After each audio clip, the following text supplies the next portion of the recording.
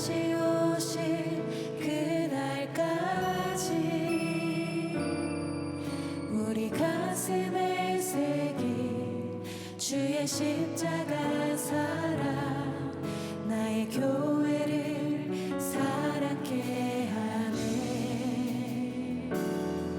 주의 교회를 향한 우리 마음 희생과 포기와 가난과 고난 하물며 죽음조차 우릴 막을 수 없네. 우리 교회는 이 땅의 희망. 교회를 교회되게 예배를 예배되게 우리 사용하소서. 진정한 분의 날 오늘 임하도록 우리 사용하소서.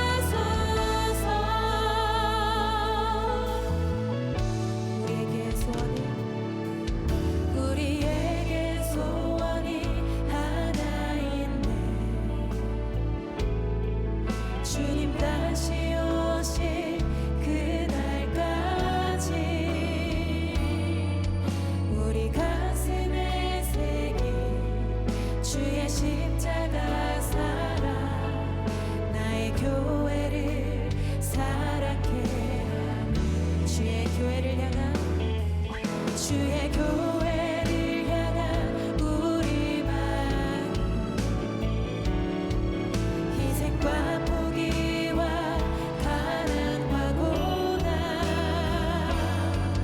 하물며 죽음조차 우릴 막을 수 없네. 우리 교회는 이 땅의 희망. 교회를 교회되게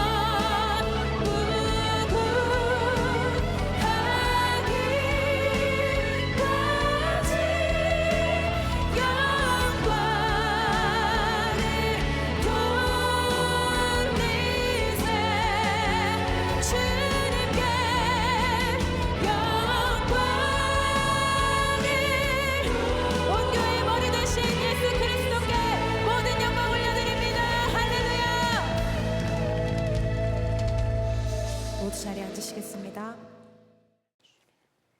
우리를 거룩하게 하시려 십자가에서 죽으시고 우리를 거룩하게 하시려 부활하사 우리 안에 오신 주님 찬양합니다. 감사합니다. 이렇게 기도하고 찬양하고 예배할 수 있다는 것이 얼마나 놀라운 은혜인지요. 날 때부터 죄인인 우리를 보혈로 덮으시고 의인 삼아주신 아버지 하나님의 사랑과 주 예수님의 은혜와 성령님의 교통하심과 인도하심에 감사를 드립니다. 교회를 세우시고 우리를 교회가 되게 하시며 교회를 통해 하나님 나라를 완성해 가시는 하나님의 신실하심과 권능을 찬양합니다. 위대하십니다. 찬송을 받으시옵소서. 은혜를 잊고 순종하지 않은 죄를 회개하며 다시 믿음으로 예배하오니 이 예배를 받아 주옵소서. 택하신 주의 종 김다위 목사님을 주의 권능으로 사로잡으소서. 종의 입술에 말씀을 주사 이 교회와 듣는 성도들 모두에게 그들 모두의 삶 속에 말씀으로 역사하시옵소서. 우리를 말씀으로 충만케 하옵소서. 하나님에 대한 사랑과 교회에 대한 사랑과 헌신의 마음이 불일 듯 일어나게 하소서. 하나님 나라에 대한 갈망이 우리에게 넘쳐나게 하소서. 모든 예배 순서 위에 주님의 영광이 나타나기를 원합니다. 예배를 위해 수고하는 모든 이들과 예배하는 모든 이들을 축복하소서. 아멘. 감사하며 우리 주 예수 그리스도의 이름으로 기도합니다.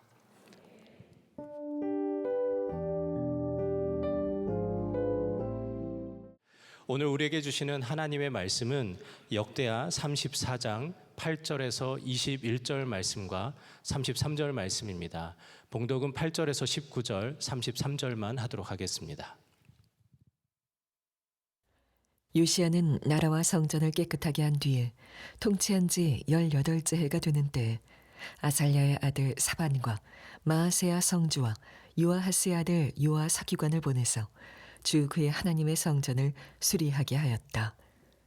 이 세 사람은 hil기야 대제사장에게 가서 하나님의 성전에 들어온 돈을 그에게 건네주었다. 그 돈은 므낫세와 에브라임과 북이스라엘의 나머지 지역에 사는 백성과 유다와 베냐민의 모든 백성과 예루살렘 주민에게서 거두어 들인 것으로서 성전 문을 지키는 레위 사람들이 모아둔 것이었다. 그들은 이 돈을 주님의 성전 수리를 맡은 이들에게 맡겼고 그들은 또 그 돈을 주님의 성전 수리를 직접 맡아 건축하는 이들에게 주어서 성전을 수리하게 하였다. 그들은 그 돈을 목수와 돌 쌓는 이들에게도 맡겨서 채석한 돌과 도리와 들보를 만들 나무를 사들여 유다의 왕들이 폐허로 만들어버린 건물들을 손질하게 하였다. 그 사람들은 일을 정직하게 하였다. 그들 위에 4명의 감독이 있었다. 모두 레위 사람들인데 무라리 자손 가운데서는 야핫과 오바댜, 고핫 자손 가운데서는 스가랴와 무술람이 성전을 수리하는 일을 맡아 하였다. 이 레위 사람들은 모두 음악에 익숙한 사람들이었다. 그들은 묵도꾼을 감독하고 각종 공사 책임자들을 감독하였으며 어떤 레위 사람은 기록원과 사무원과 문지기의 일을 맡았다. hil기야 제사장은 주님의 성전에서 궤에 보관된 돈을 꺼내다가 모세가 전한 주님의 율법책을 발견하고 사반 서기관에게 자기가 주님의 성전에서 율법책을 발견하였다고 하면서 그 책을 사반에게 주었다. 사반이 그 책을 가지고 왕에게 나아가서 보고하였다. 임금님께서 종들에게 명령하신 것을 종들이 그대로 다 하였습니다. 또 주님의 성전에 있는 돈을 다 쏟아서 감독들과 건축하는 사람들에게 맡겼습니다. 이렇게 보고하고 나서 사반 서기관은 hil기야 제사장이 자기에게 책 한 권을 건네주었다고 왕에게 보고했다. 그리고 사반은 그 책을 왕 앞에서 큰 소리로 읽었다. 왕은 율법의 말씀을 다 듣고는 애통해하며 자기의 옷을 찢었다. 이와 같이 요시야는 이스라엘 자손에게 속한 모든 땅에서 혐오스러운 것들을 다 없애버리고 이스라엘의 모든 사람으로 주 하나님을 섬기게 하였으므로 요시야가 살아있는 동안에는 백성이 주 조상의 하나님께 복종하고 떠나지 않았다. 아멘. 하나님의 말씀입니다. 다 함께 자리에 앉겠습니다. 오늘 설교 말씀은 제목은 예배당을 고치다 성전으로 지어지다. 예배당을 고치다 성전으로 지어지다라는 제목의 말씀을 나누겠습니다. 여러분에게 집이 있으십니까? 제가 이 집이라고 했을 때는 여러분의 이름으로 부동산 등기가 된 집을 말하는 건 아니고요. 뭐 그것도 포함이겠지만 여러분들이 쉬시고 주무시고 식사하시고 가족들과 함께 대화할 수 있는 그 공간, 바로 그 집을 말하는 것입니다. 여러분, 가족은 건물이 아니죠. 사람이 가족이지만 집이 없는 가정을 한번 생각해 보시기 바랍니다. 집이 없는 가정과 가족이 과연 제대로 세워질 수 있을까? 아마 굉장히 어려울 겁니다. 비가 와도 눈이 와도 피할 수가 없다면, 또 함께 잘 수 없고 식사할 수 없다면, 그러면 여러분 그 가정을 어떻게 세울 수가 있을까요? 오늘날 그런데 집 없이 살아가는 분들이 굉장히 많이 있다는 겁니다. 전 세계적으로 1억 2천만 명이 전쟁 때문에, 박해 때문에, 핍박 때문에 여러 가지 이유로 자신의 고향을 떠나서 집 없이 살아가는 이런 실향민들이 굉장히 많습니다. 자, 그들에게도 가족이 있겠지만 집이 없기 때문에 그 가족을 세우는 일, 다음 세대와 자녀를 양육하는 일은 굉장히 어려울 것이라 우리가 생각만 해도, 상상해 봐도 우리가 추측할 수가 있겠지요. 신앙 공동체도 마찬가지입니다. 여러분, 교회는 건물이 아니라 하나님의 백성, 바로 여러분들이 교회입니다. 그리스도의 몸이 교회입니다. 성령이 거하시는 여러분들이 교회이지요. 자, 그러나 그렇다고 해서 건물 예배당이 의미 없는 것이 아닙니다. 가족에게 집이 필요하듯 바로 하나님의 백성인 교회에도 예배당이 필요한 것이죠. 거기에서 우리가 이렇게 모여서 예배하고 기도할 수 있고 교육할 수 있고 다음 세대를 길러낼 수가 있기 때문에 이 건물로서의 예배당도 상당히 중요한 것입니다. 지난주에 나가사키 성지순례를 다녀올 수 있었습니다. 사람들이 나가사키 하면 보통 떠올리는 것이 짬뽕입니다. 아마 예언컨대 오늘 나가사키 짬뽕 라면을 사서 드실 분이 있으리라 생각하는데요. 저도 나가사키 짬뽕을 생각했는데, 여러분, 나가사키가 일본에 많은 사람들이 순교한 지역이었습니다. 그런 곳인 줄 몰랐습니다. 1549년에 일본에 복음이 전해졌습니다. 한 30만 명, 많게는 50만 명, 놀라운 부흥이 일어났죠. 그런데 이 막부 정권이 이 크리스천들을 박해하기 시작한 계기가 있었어요. 쇼군이 한 영주에게 크리스천들을 다 죽여라. 근데 이 영주가 어떤 크리스천이었어요. 어떻게 해야 할까요? 쇼군의 명령을 따라야 되는데, 근데 자신은 크리스천입니다. 나의 주님은 예수님이 왕이에요. 그래서 거절을 합니다. 이것 봐라, 안 되겠네. 그 이후에 엄청난 핍박이 오는 거예요. 사람들을 운젠이라고 하는, 저희가 그곳도 갔는데 화산지대입니다. 뜨거운 그 유황 물에다가 거꾸로 매달아서 담가서 고문을 하는 거예요. 모든 크리스천들을 그것으로 보낸다는 거예요. 나가사키 쪽으로도 보내고, 그렇게 해서 많은 핍박이 일어났다고 하죠. 자, 그래서 이제 그 이후로는요, 교회를 세울 수가 없었습니다. 모일 수가 없었습니다. 모일 수 있는 공간이 없으니 그들이 흩어져야 했죠. 바닷가로, 깊은 산속으로, 섬으로 도망쳐서 자신의 신앙을 숨겨서 그렇게 신앙을 지켜야만 했습니다. 그러니까 예배당이 없다는 것은 단지 모일 공간이 없다는 정도가 아니라 하나님 백성이 함께 모여서 서로를 붙잡아주고 또한 함께 예배할 수 있는 그 공간이 없어지는, 그런 믿음을 전수할 수 있는 중심이 사라지게 되었다라는 것을 의미한 것이었습니다. 목회자가 없이, 정규적인 말씀에 대한 교육도 없이 늘 감시를 피해 살아야 했기 때문에 신앙은 당연히 약해질 수밖에 없는 그런 위험에 처해진 것이죠. 자, 다음 세대에게 복음을 전하려고 해도 말을 할 수가 없어요. 감시한 사람이 있으니까, 그러니까 몰래 귓속말로 들리지 않게 뭐 이런 식으로 신앙을 전수해야 돼. 자, 이것이 끊기게 되면 한 대만 끊겨도 끊어지는 겁니다. 여러분 상상해 보십시오. 그런 박해 속에서 신앙생활 할 수가 있겠습니까?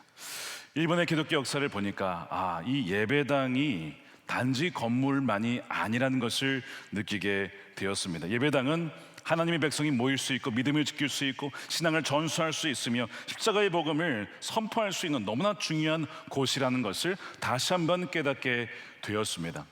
물론 우리가 신학적인 균형을 놓치지 말아야 됩니다. 하나님은 건물에 매여 있는 분은 아닙니다. 온 우주 만물에 충만하신 분이시고 언제 어디서나 임재하실 수 있는 분이시죠. 그분은 건물이 필요 없으신 분이십니다. 자, 그런데 하나님께서 이스라엘 백성들에게 성막을 지으라고 하셨고 솔로몬에게 성전을 짓도록 하셨습니다. 하나님에게 필요해서라기보다 육신이 있는 바로 우리들에게 눈과 비를 피할 수 있는, 또한 하나님을 마음껏 예배할 수 있는, 또한 희생제를 드릴 수 있는 그런 공간이 필요하기에 어찌 보면 우리를 위해서 하나님의 성전과 성막을 준비하라 하셨던 것이죠.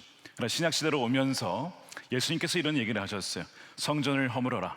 내가 사흘 만에 이 성전을 세우리라.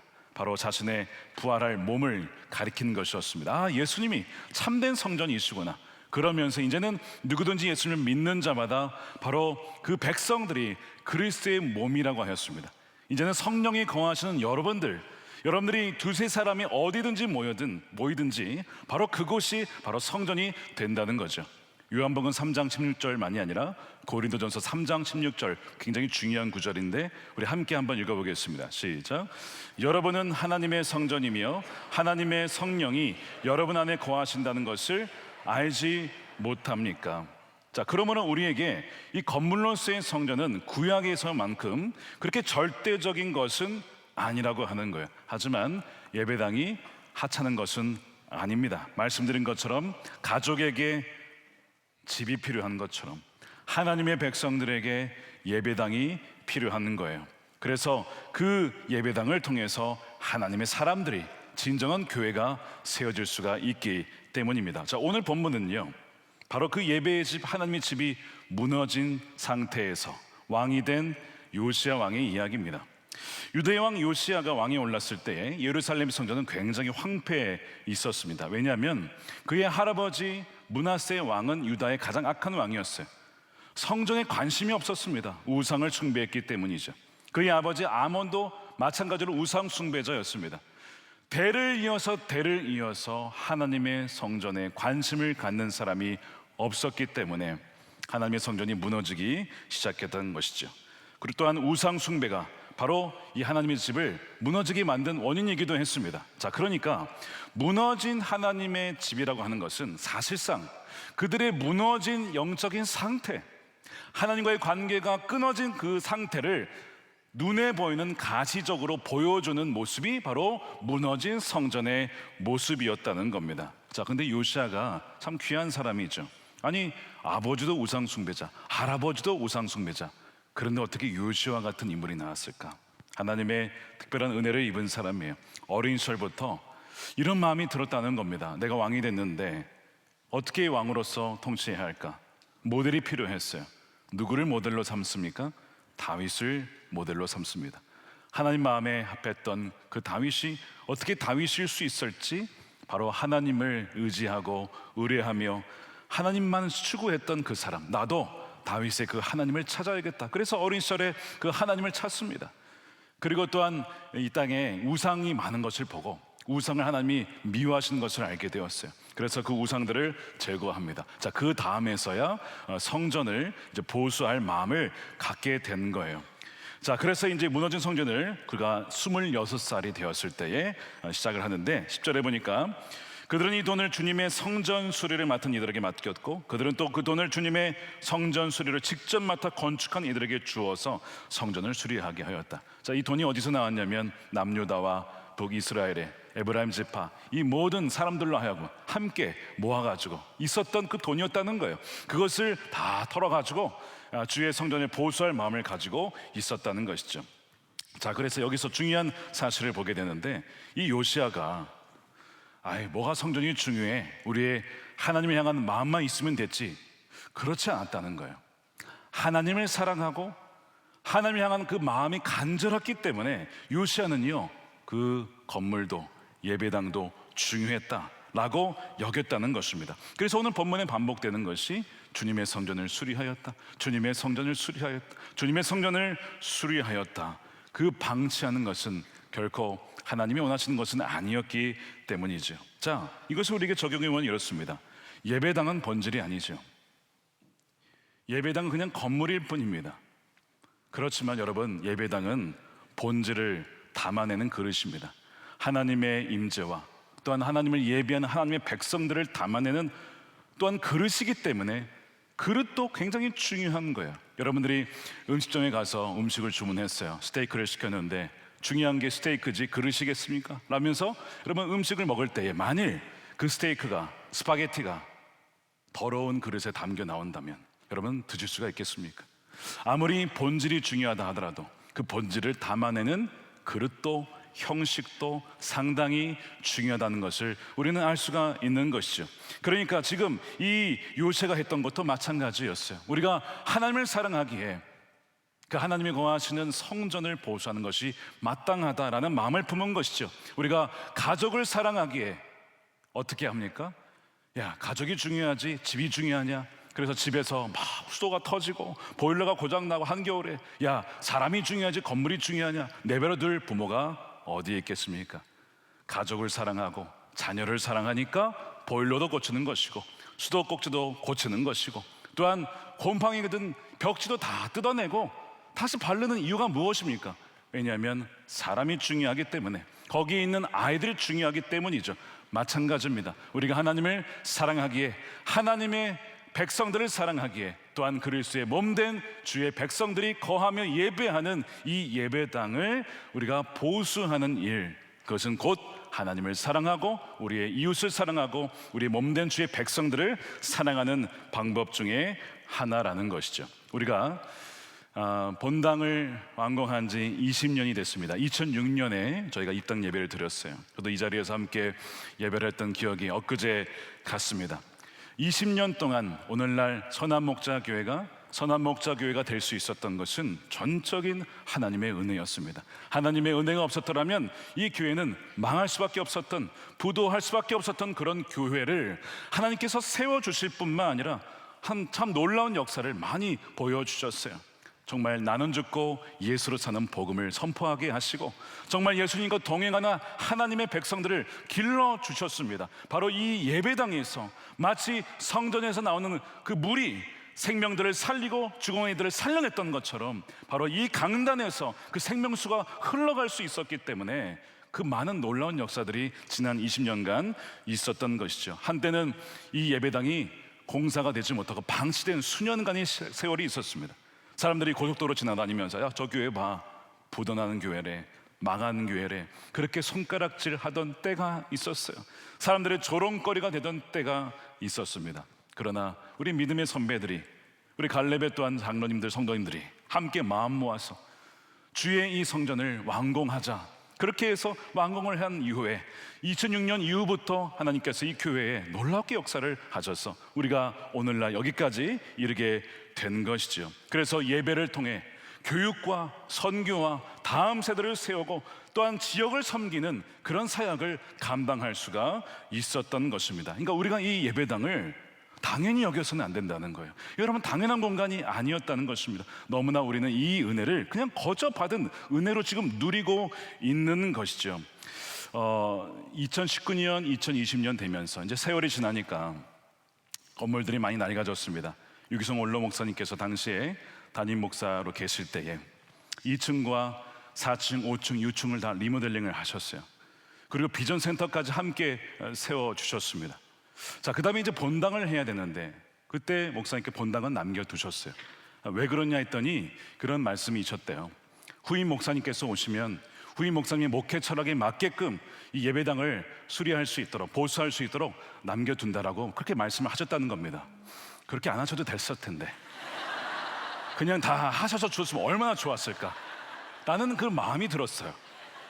우리 유성 목사님 흠 없이 목회하셨지만 한 가지 흠이 있다면 후임 목회자를 너무 사랑한다는 것. 주의 몸된 교회를 보수하는 그 복을 당신께서 다 가져가지 아니하시고 저를 위해서 큰 포션을 남겨두셨어요. 굉장히 부담은 되지만 그러나 우리가 함께 이 일에 동참할 수 있는 것이 얼마나 큰 은혜이자 기회인가라는 그런 생각이 듭니다. 20년 지나면서 많은 곳이 낡았습니다. 우리가 승강기는 다 교체를 했지만 보이지 않는 곳에서 이제 누수가 발생하고 또한 구조적인 보강이 필요하고 화재에 취약한 곳이 발견되면서 또한 전선들이 오래되어서 또한 역시 불이 날 수 있는 위험성이 있습니다. 또한 화재에 취약한 낡은 전기배관뿐만 아니라 공조에 구조적인 문제가 있죠. 겨울에 히터를 틀면 어디만 따뜻합니까? 저 위에만 따뜻합니다. 바람이 내려오질 않아요. 여기서 빨아들여야 되는데 그거를 그때 재정이 없어서 그런지 하질 못했습니다. 그러니까 바람이 돌지 않으니 겨울에는 저 위에만 따뜻하고 또 에어컨을 틀면 어떻게 돼요? 여기만 따뜻합니다. 돌지 않으니. 그러니까 위에 계신 분들은 너무 더운 거예요. 그런 구조적인 문제가 있고, 여러분 조명을 보십시오. 조명이요 할로겐입니다. 굉장한 에너지를 쓰는 램프예요. 이제 만들어지지도 않습니다. 부품을 구할 수도 없어요. 불이 나가게 되면 교체할 수 없는 상황이기도 합니다. 또한 천정에 많은 낡은 흔적들이 있어서 많은 것들을 손을 대야 합니다. 그렇기 때문에 이제는 더 이상 이것을 미룰 것이 아니라는 것이지요.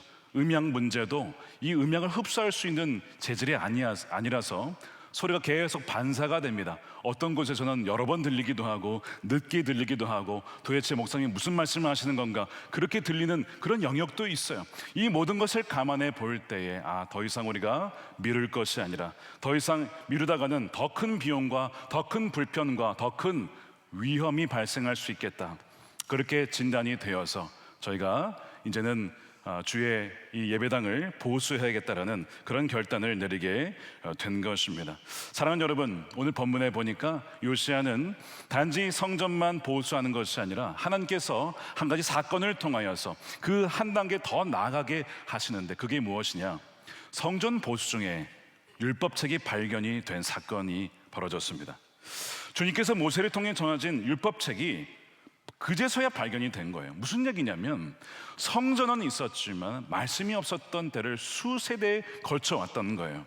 그러니까 이 제사는 있었으나 진리가 묻혀 있었고 종교적인 외형은 남아 있었으나 그 중심에 있어야 될 하나님의 말씀이 없은 채 수세대를 지내오니 당연히 왕도 또한 제사장들도 백성들도 우상을 숭배할 수밖에 없는, 말씀이 사라지니 하나님을 알 수가 없었고 비전이 보이지 않냐고 하나님의 음성이 들려지지 않았던 것입니다.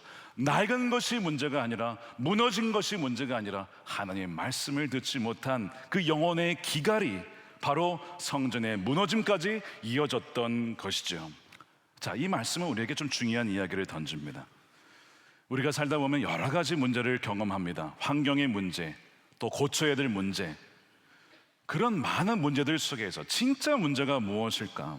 진짜 문제가 무엇일까를 돌아보면 우리가 하나님 말씀을 제쳐두고 하나님 음성 듣기를 지겨워하거나 혹은 거부하거나 게을러서 나 이거 하기에 너무 바빠, 읽을 시간이 어디 있어, 묵상할 시간이 어디 있어, 기도할 시간이 어디 있어 라고 하면서 하나님의 말씀을 먼지가 쌓이도록 묻혀둔 것, 바로 그것이 진짜 우리 삶의 모든 문제의 원인이 아니겠는가라고 하는 것을 오늘 성경은 우리에게 넌지시 말씀하고 있는 것이죠. 그러므로 오늘 이 본문 말씀 두 가지를 얘기합니다. 하나는 하나님의 이 집 예배당을 방치하지 말고 보수하라. 두 번째는 그러나 단지 건물을 보수하는 데 그쳐서는 안 된다. 건물을 보수하면서 참된 성전인 우리들의 마음과 심령이 새로워져야 된다라고 주님은 말씀하는 것이죠. 자, 이 율법책이 발견되었을 때에 요시야 왕이 그 말씀을 듣게 됩니다. 자, 그리고 어떻게 반응하는지 아십니까? 자, 19절 보십시오. 왕이 율법의 말씀을 다 듣고는 애통해하며 자기의 옷을 찢었다는 거예요.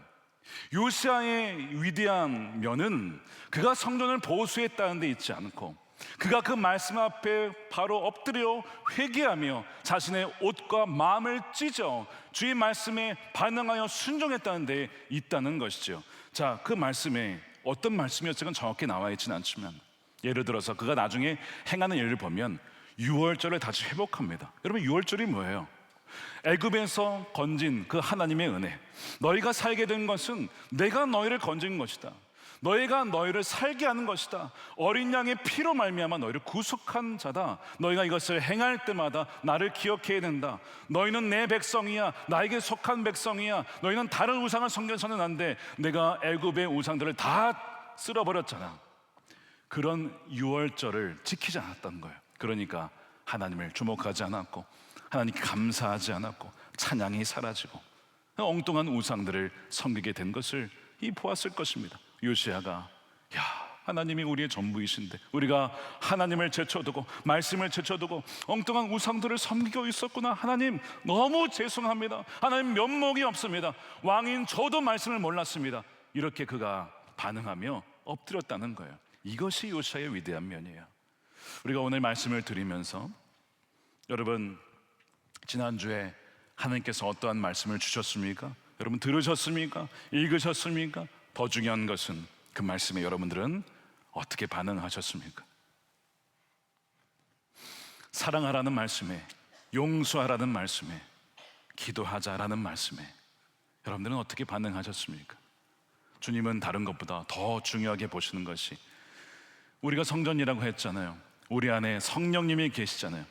그 성령을 따라 반응하며 작은 거라도 순종하기를 원하시는 거예요. 그거야말로 진정한 여러분 성전 보수가 아니겠습니까? 그 얘기를 오늘 요시야를 통해 우리에게도 하시는 것이죠. 자, 요시야가 이렇게 자신의 죄를 회개하며 자복했을 때 하나님께서 어떻게 말씀하시는가? 원래 이제 이 말씀을 떠난 것 때문에 이 남유다도 징계를 받아요. 결국에는요 포로로 끌려갑니다. 그 이야기를 훌다 선지자를 통해서 말씀합니다. 근데 그럼에도 불구하고 이 요시야는 계속 회개하여 반응하니까 하나님께서 이렇게 말씀하세요. 내가 이것과 이곳에 사는 주민을 두고 말하는 것을, 그 이제 재앙에 대한 얘기입니다. 내가 듣고 마음에 느낀 바가 있어서 하나님 앞에 내 앞에서 겸손하여져서 내가 옷을 찢으며 통곡하였으므로 내가 너의 기도를 들어주었다. 나 주가 말한다. 비록 그런 징계와 재앙이 있겠지만 너가 있는 동안에는 그런 재앙이 오지 않을 거야. 너가 하나님을 섬기는 동안 너의 모든 백성들은 나를 떠나지 않고 예배하게 될 것이다. 놀라운 은혜를 주세요. 그리고 비록 징계를 받긴 하지만 영영 버리는 것이 아니었어요. 하나님은 그들을 포기할 수 없었습니다. 하나님은 사랑이시기 때문이죠. 그런데 이 모든 놀라운 약속이 누구를 통해 주어집니까? 요시야가 그 말씀 앞에 거꾸러지고 회개하고 반응하였을 때 그 한 사람을 통해서 나라 전체가 살아가게 되는 것입니다. 여러분, 여러 가지 문제가 있으십니까? 주위에 여러 가지 꼬인 문제가 있으십니까? 다른 환경을 볼 것이 아니라 내 자신 하나만, 내 자신만이라도 겸손해지고 하나님 없으면 안 됩니다. 주님 나를 떠나시지 마십시오. 주님 제가 주인입니다 라고 한 사람만 바뀌어도요, 여러분 가정이 바뀌고 교회가 바뀌고 또한 민족이 바뀔 수가 있다는 것입니다. 이것이 오늘 우리에게 주신 메시지죠.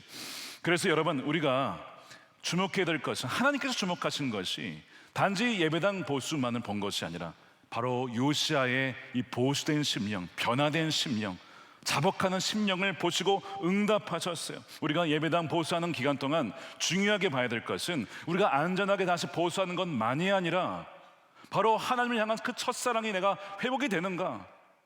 처음에 주님을 만났을 때 그 감격, 죽을 수밖에 없었던 나 같은 죄인을 포기하지 않고 끝까지 사랑하시는 주님, 왜 나를 버리지 않고 나를 왜 그렇게 사랑하십니까? 나를 어떻게 그런 죄에서 용서하실 수가 있으십니까? 라고 했던 그 첫사랑의 감격이 만일 사라졌다면 그것이 회복되어진 기간이 되시기를 축복합니다. 내 마음의 성전, 기도의 성전이 무너졌고 말씀의 성전이 무너졌고 주님과 동행하는 그 삶의 성전이 무너졌다면 다시 이 보수의 기간 동안 그것을 회복하는 기간이 되시기를 축복합니다. 주님께서는 우리에게 말씀하시기를, 너희가 고쳐야 할 것은 건물만이 아니라 너희의 마음이다. 너희가 교체해야 될 것은 바로 설비만이 아니라 너희의 그 굳어진 심령, 무뎌진 영적 감각이야. 바로 그것이 바뀌어져야 한다라고 주님은 말씀하고 계시는 것이죠. 우리가 예정대로라면 6월 중순부터 6월 중순부터, 어떤 분들은 또 오늘 말씀 드렸던 다음 주부터인 줄 알고 또 착각하실 수 있는데 6월 중순부터 예정대로 여러분 공사가 시작이 되면 본당을 줄 수가 없게 됩니다. 자, 그러면 우리는 어디서 예배할까요? 우리는 6층과 3층과 1층과 지하 1층과 또한 비전센터에서 또한 온라인으로 예배를 하게 될 겁니다. 좁아질 거예요. 복잡해질 겁니다. 불편해질 겁니다. 또한 봉사하는 분들도 더 많은 수고를 하셔야 될 수 있어요. 동선이 꼬이게 될 수도 있습니다. 여러 가지 어려움이 있을 수 있어요. 우리가 그것을 다 감안하면서 준비를 하고 있지만 어쩔 수 없이 본당이 있을 때보다 훨씬 더 불편함이 많을 겁니다. 그때 너무 불편하다, 너무 힘들다, 우리가 그렇게 할 수도 있지만 바로 이 본당 보수의 기간 동안 우리의 마음을 주님께서 보수하시는 거예요. 지금도 어려운 환경 속에서 예배한 이들을 품고 기도하라고 우리에게 이런 기간을 주신 거야 라는 그 마음을 주실 수도 있다는 거죠. 저는 기도하면서 여러 가지 마음을 받았는데요, 먼저는 우리가 이 시간 동안 기도의 성전을 회복해야 된다는 겁니다. 여러분, 이제 이곳이 이렇게 지금은 보이지 않지만 기둥이나 벽이나 뭐가 있는지 아십니까? 바닥에 기도 제목이 써 있습니다. 본당을 완공하기 전에 온 성도가 당시에 기도 제목을 써놨어요. 예배를 위해서, 다음 세대를 위해서, 선교를 위해서, 봉사를 위해 여러 가지 영역에 개인의 또한 기도 제목도 담겨 있었겠죠. 그런 것들이 다 여기에 담겨 있었던 것입니다. 여러분, 본당이 완공되지 않았을 때에도 이 껌껌한 곳에서 돗자리 깔고 기도하는 그런 야성이 있었어요. 과연 지금 우리도 그런 기도의 야성이 있습니까? 왜 한국교회가 지금 무너져가고 있는 것 같죠? 70년대, 80년대 그렇게 기도만 가면 가득가득 찼던 사람들이 보이지 않습니다. 이제는 기도하지 않아도 배가 불러요. 기도하지 않아도 돈으로 해결할 수가 있어요. 하나님이 없어도 굳이 매달리지 않아도 할 수 있는 시대가 되어버려서 이제는 기도는 시간 낭비야, 못하러 기도해, 이런 마음이 혹시 우리 안에 있지 않습니까? 여러분, 그렇다면 그것이 벌써 기도의 성전이 무너졌다는 뜻이에요. 그래서 마음이 주신 것이 우리가 금년 성전 집회를 저녁 8시부터 한 10시까지, 11시까지 드리게 되는데 그게 끝날 것이 아니라 입으로 다시 모여서 다시 12시, 1시 그 넘어서까지 기도하라는 마음을 하나님이 주시는 거예요. 여러분들의 얼굴을 보니까 주님, 저는 아니지요, 저에게 그런 말씀하시는 건 아니지요 라는 그 표정인데, 마음이 감동이 되신 분들은 여러분 2부에 참여하셔서 12시 넘어서까지, 자정 넘어서까지 기도하는 그 기도의 시간을 통해 여러분이 무너졌던, 무뎌졌던 여러분의 심령이 살아나는 시간으로 삼으시길 축복합니다. 또한 이 시간 동안 우리는 더 깊이 연결되어야 할 것입니다. 함께 모이지 못하다 보니까 더 우리는 서로 챙겨야 됩니다. 목장 안에서 우리의 목장, 목원이 예배에 나왔나? 서로 챙겨주는 거예요. 연락하는 거예요. 너 어디서 예배드려? 나 3층에서, 나 6층에서, 지하 1층에서. 그래, 끝나고 만나자. 이렇게 서로 챙겨주는 것이죠. 또한 우리가 때로는 목장 예배를 드릴 겁니다. 목장 예배는 뭐냐? 여러분들의 가정에서 어떤 특정한 공간에서 온라인으로 우리 목장원들이 함께 모여서 함께 예배를 하는 거예요. 또한 초원으로 모여서 예배할 수 있고요. 교구가 광야 예배를 드릴 수도 있습니다. 광야 예배, 바깥에서 예배하는 거예요. 어디서 모일지 우리도 모릅니다. 그러나 하나님 예배하시는 곳에서 교구가 함께 모여 광야 야외 예배를 드릴 때도 분명히 있을 것입니다. 그 기간을 통해서 우리가 서로, 진짜 우리가 성전이니까 서로 연결되어지는 기간으로 삼아야 할 것입니다. 또한 우리는 이 시간 동안 전 세계적인 하나님 나라를 바라봐야 됩니다. 불편할 때가 있을 거예요. 더울 수도 있고 추울 수도 있고 여러 가지 참 그 쾌적한 환경은 아닐 겁니다. 그런데 그때마다 우리가 매번 예배할 때 누구를 떠올려야 되냐면, 지금도 세계 각처에서, 지하에서 핍박받으며 몰래 매우 쾌적하지 않은 불쾌한 곳에서도 하나님을 예배하기 위해 지금도 그 신앙을 지키는 그 신앙인들을 기억하면서, 주님, 우리의 형제 자매를 기억해 주십시오. 그 나라를 축복하면서 우리가 기도만이 아니라 또한 선교적인 마인드를 가지고 재정도 흘려보낼 수 있는 그런 기간으로 삼아야 된다는 것입니다. 또한 우리 이 기간 동안 우리의 이웃교회도 돌아봐야 됩니다. 많은 개척교회가 있습니다. 성도 10여 명도 되지 않는 곳도 있어요. 지난 금요 성전 집회 때 끝나고 어떤 한 전사님이 다른 교회에 섬기시는 분이에요. 저희 교회 성도님이 10명이 되지 않는데 다 어르신들입니다. 다음 세대가 없지만 저는 다음 세대를 위해서 기도하고 있습니다. 너무 귀한 분이 오셨어요. 교회 형편을 들으면 너무 어려운 거예요. 여러분, 그런 교회들이 참 많이 있어요. 우리가 그 5개월 기간 동안 교구별로 순서를 정해서 그 주간은 예를 들면 우리 형제교회, 자매교회, 우리 어려운 교회를 찾아가서 예배합시다. 그곳에 찾아가서 예배하고 헌금하고 교제하고 그렇게 해서 진짜 하나님의 성전을 함께 세워나가는 것이죠. 우리 교회만이 아니라 전 세계적인 교회를 함께 세워나가는 시간을 갖는 거예요. 제가 이 얘기를 했더니 우리 재정위원장님께서 걱정하시는 거예요. 목사님, 성도님들 나가서 다른 곳에 헌금하면 우리 어떡합니까? 걱정하시더라고요. 제가 그런 마음을 가졌어요. 선화목자교회가 지금까지 이런 은혜를 누릴 수 있었던 것은 우리가 부채가 엄청 많을 때, 가장 어려울 때 정말 어려운 교회와 선교사님들과 성도를 아낌없이 도와주었기 때문에 하나님께서 이곳에 더 많은 복을 부어주셨다는 것을 우리는 결코 잊어서는 안 됩니다. 우리가 예배당을 보수한다고 해서 선교를 줄인다거나 교육을 줄인다거나 돕는 일을 줄인다면 그건 결코 하나님이 기뻐하시는 일이 아니겠죠. 하나님의 집을 세운다는 것은 바로 우리 한국교회와 열방을 함께 세워나가는 일이 되어야 한다는 것입니다. 바로 이것이 눈에 보이는 건물 성전만 보수하는 것이 아니라 보이지 않지만 영원한 그리스도의 몸된 참된 성전을 보수하는 일이 된다는 거예요. 자, 오늘 말씀은요, 결론이 뭐냐? 자, 이렇게 해서 아름답게 성전을 보수했다, 이게 아닙니다. 요시야는 중간에 죽어요. 전쟁 중에 죽습니다. 종교개혁이 미완성으로 끝납니다. 그리고 성전마저도요 나중에 바벨론에 의해서 파괴가 돼요. 이거 뭐 헛수고 한 거 아니냐, 이렇게 생각이 들잖아요. 여러분, 그렇지 않다는 거예요. 요시야의 통치 기간에 누가 있었느냐? 나중에 이제 기원전 605년이죠. 그때 다니엘과 세 친구들이 바벨론으로 끌려갑니다. 자, 시기상으로 보면 그들이 초등학교 시절을 어느 때에 보냈을까요? 요시야 종교개혁 시절에 보냈어요. 자, 그러면 이 다니엘이 뭘 봤을까요? 요시야 왕이 자신의 옷을 찢고 마음을 찢고, 하나님, 우리가 범죄했습니다. 우리가 말씀을 떠나 살았습니다. 주님, 우리를 용서해 주십시오. 우리를 새롭게 해 주십시오. 그러면서 부모 세대가 돈을 모아 재정을 모아 무너진 성전을 함께 세워나가는 그 과정들, 하나님을 사랑한다는 것이 무엇인가, 하나님의 성전을 재건한다는 것이 무엇인가, 정말 어떤 환경 속에서도 하나님을 최우선으로 여긴다는 것이 무엇일까를 다니엘과 세 친구들은 봤다는 것입니다. 그리고 끌려갔어요. 성전도 파괴가 됐어요. 바벨론에 갔는데 이들이 어떻게 합니까? 여러분, 다니엘 기억나십니까? 1장 8절에 어떻게 돼 있어요?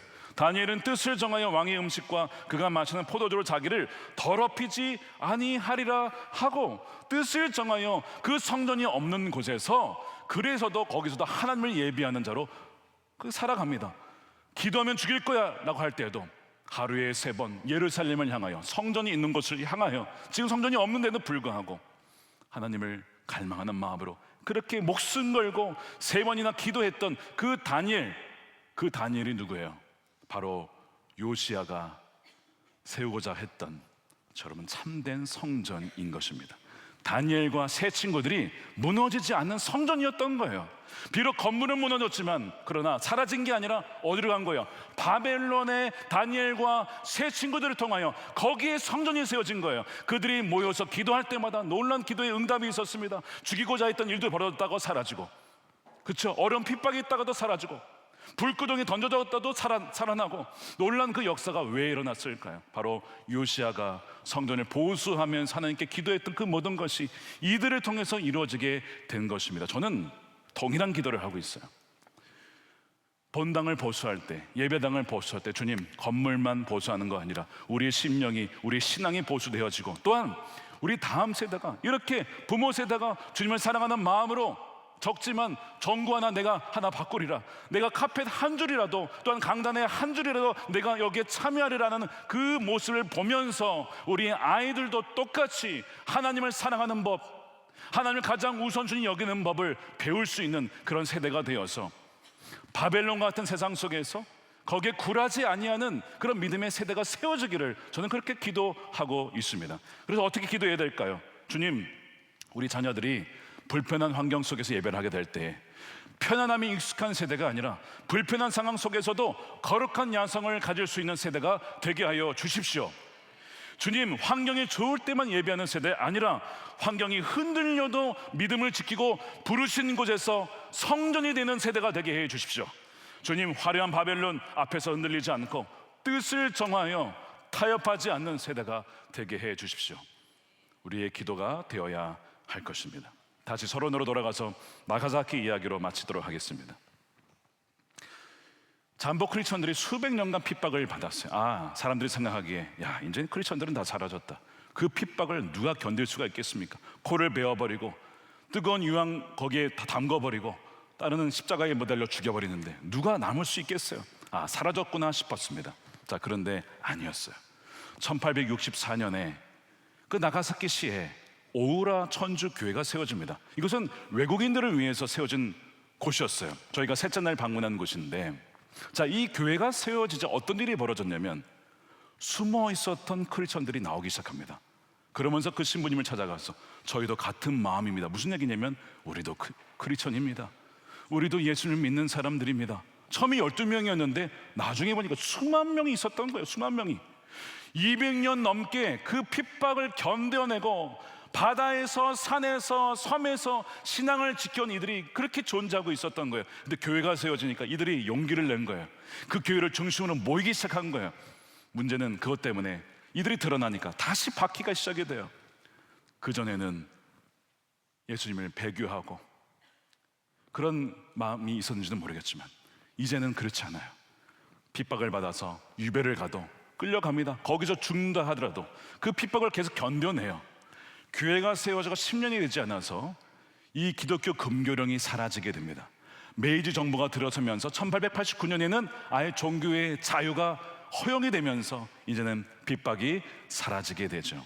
제가 다음 주에 더 자세히 말씀을 드리겠지만 일본 전역의 복음화율이 1%가 되지 않습니다. 나가사키 현은 5%가 넘고 나가사키 현의 이 서쪽에 있는 교토 열도는요 15%가 넘습니다. 어떻게 그렇게 많은 그리스도인들이 존재할 수 있을까? 바로 순교하기까지 목숨을 지켜 신앙을 지켰고 200년 넘게 핍박을 견뎌낸 그들을 누가 봤을까요? 자손들이 본 겁니다. 자손들이 그 부모를 보고 할아버지를 보고 할머니를 보고 대대로 이어져 오고 있다는 거예요. 우리가 일본을 무시할 게 아니라 여러분 그 핍박 속에서도 지켜낸 그 그리스도인들은요 일당 백, 일당 천과 같은 그런 백성들이라는 거예요. 우리가 오늘 말씀을 정리하면서 예배당이 세워지는 것은 단지 건물이 세워지는 것이 아니라 보수가 되는 것이 아니라 우리의 심령이 새로워지는 것이고 우리의 무뎌졌던 마음이 갱신되어지는 것이고 우리의 다음 세대가 다시 세워질 수 있는 계기가 될 수 있다는 것입니다. 바라기는 이 기간이 우리의 무너졌던 기도의 성전이 다시 한번 재단이 세워지고 하나님을 뜨겁게 사랑하는 마음이 다시 회복이 되어지고 다니엘과 같은 언제 어디서나 무엇이라든지 그들이 있는 곳이 성전이 되어지는 그 놀라운 세대가 세워지는 기간이 되기를 우리 주님의 이름으로 축원드립니다. 사랑과 자비가 풍성하신 아버지 하나님 참으로 감사합니다. 2003년에 우리 선한목자교회 재창립하게 하시고 2006년에 본당을 입당케 하시고 지난 20년 동안 이곳에서 하나님의 충만하신 임재 가운데 하나님께서 많은 사람들을 만나주시고 저들의 삶을 주님께 바칠 수 있도록 인도해 주심에 감사를 드립니다. 나는 죽고 예수로 사는 사람, 예수님과 동행하며 닮아가는 예수님의 사람들을 세워주심에 감사드립니다. 주님, 그러나 우리는 과거에 만족하지 않습니다. 다가오는 20년과 다가오는 40년을 준비하며 계속해서 이 복의 우물인 이 복정동에 세우신 선한목자 교회가 에스겔 47장처럼 성전에서 흘러나오는 물이 하나님 다리에 차고 무릎에 차고 허리에 차고 이니 건널 수 없는 그 깊이의 강물을 통하여 가는 곳곳마다 죽어가는 생명들이 살아났던 것처럼 사회마저도 되살아났던 것처럼 주 아버지 하나님 계속해서 이 예배당을 통하여 다음 시대와 또한 이웃과 디아스포라와 또한 북한과 열방의 이르기까지 생명을 살리는 이 예배당이 될 수 있도록 주님 사용하여 주시옵소서. 아버지 하나님 온 세대가 한마음 한뜻으로 하나님 이 건물을 보수할 때에 건물이 안전하게 보수될 뿐만 아니라 또한 아버지 우리의 심령의 마음도 보수가 되게 하시고 우리의 성전도 기도의 성전도 말씀의 성전도 보수가 되어서 하나님 더욱더 주님과의 친밀한 만남이 될 수 있도록 동행이 될 수 있도록 주님 역사하여 주시옵소서. 요시아의 종교개혁을 통하여 성전 보수를 통하여 다니엘과 새 친구들이라는 귀한 성전을 하나님 전공같이 준비해 주셨던 것처럼 이 기간이 우리 다음 세대에게도 우리 부모님들이 함께 이 성전을 보수할 때에 그들도 함께 동참하여 하나님을 사랑하며 주의 몸된 교회를 사랑하는 것이 무엇인지를 함께 배우는 시간들이 되게 하여 주시옵소서. 아버지 하나님, 이 시간 11조와 감사헌금과 성경헌금과 건청헌금으로 주님께 올려드립니다. 믿음으로 드리는 손길을 기억하여 주시고 저들의 가정과 기업에 복의 복을 더하여 주셔서 주여 하나님, 열방을 살리는 기업과 가정이 되게 하여 주시옵시고 날마다 예수님과 친밀히 동행하며 예수님의 온유하고 겸손한 성품을 담는 주의 백성들이 되게 하여 주시옵소서.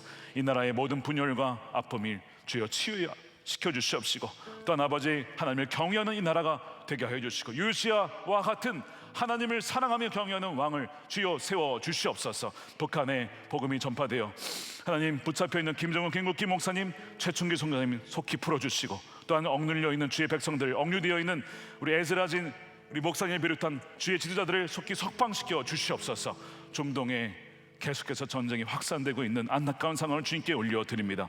무고한 피를 흘리지 않도록 주님 속히 전쟁이 그치고 참된 평강이, 진리가 하나님을 예배하는 그 땅이 될 수 있도록 주님 역사하여 주시옵소서. 아버지 하나님, 복음의 많은 장벽들이 무너지게 하여 주시고 지금도 우리 선교사님들에게 새 힘을 더하여 주셔서 주여 지치지 않도록 하나님 돕는 손길을 붙여 주시옵시고 함께 연합하여 우리가 선교를 할 때에 주의 오시는 길을 예비하여 주님이 오시는 그날 착하고 충성된 종들아 참으로 잘했다 칭찬받는 우리 천하목적의 모든 예배자들이 되게 하여 주시옵소서. 감사하며 우리 구주 예수님의 이름으로 축복하며 기도드립니다.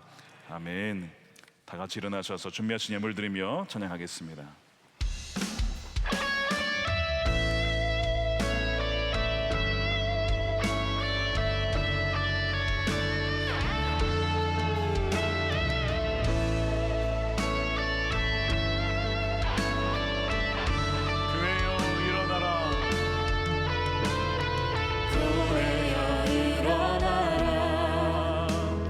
주께서 부르시니 두려움과 실패 내려놓고 교회여 일어나라. 교회여 일어나라. 주께서 보내시니 우릴 부르신 삶의 자리에서 교회여 일어나라. 우리 세상의 빛, 세상의 빛, 하나님의 편지 주를 나타내 주의 교회를 통해 우릴 통해 세상이 주를 보리라. 일어나라 아버지 사랑으로 아버지 능력으로 서로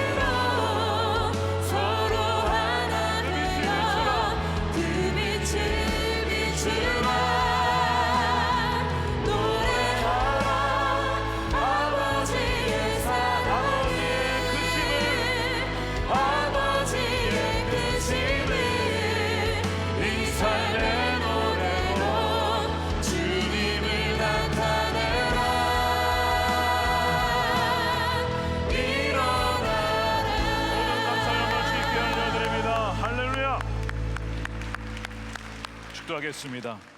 우리의 영원한 참된 성전 되시고 왕 되신 예수 그리스도의 크신 은혜와 아버지 하나님의 측량할 수 없는 무한한 사랑하심과 성령님의 가망함동 교통 내주하심이